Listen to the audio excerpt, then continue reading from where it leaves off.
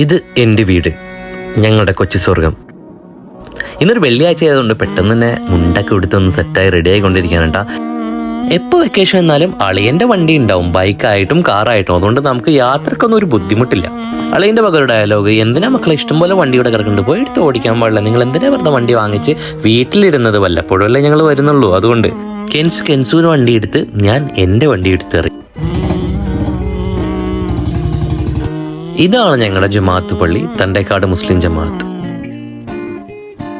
പള്ളി. കൂടി ഉപ്പാന്റെ കബറിങ്ങ പോവാതെ ഒരു സമാധാനമല്ല, അതൊരു ഭയങ്കര റാഹത്ത് തന്നെയാണ്. എപ്പോഴും വൈബ്. പ്രത്യേകിച്ച് കോഴികളൊക്കെ ഇങ്ങനെ കൊത്തിപ്പറക്കി നടക്കൊണ്ട് പെട്ടെന്ന് വിശന്നത്. അങ്ങനെ നമ്മുടെ കെൻസപ്പൻ, നമ്മുടെ കെൻസ് മോന് ബിരിയാണിയും അതേപോലെ ഈ മന്തിയൊക്കെ ഭയങ്കര ഇഷ്ടം കേട്ടോ. നല്ല വൈബ്. പ്രത്യേകിച്ച് കോഴികളൊക്കെ ഇങ്ങനെ കൊത്തിപ്പറക്കി നടക്കൊണ്ട് അങ്ങനെ നമ്മുടെ കെൻസപ്പൻ, നമ്മുടെ നാടൻ സെറ്റപ്പിൽ ബിരിയാണിയും അതേപോലെ ഈ മന്തിയൊക്കെ കാണുന്നുണ്ടെങ്കിൽ ലേസും ചിപ്സും അത് മാത്രം മതി, വേറെ ഒന്നും പറഞ്ഞാലും എനിക്കിത് മതി കേട്ടോ എന്ന് പറഞ്ഞൊരു ഓട്ടാണ്.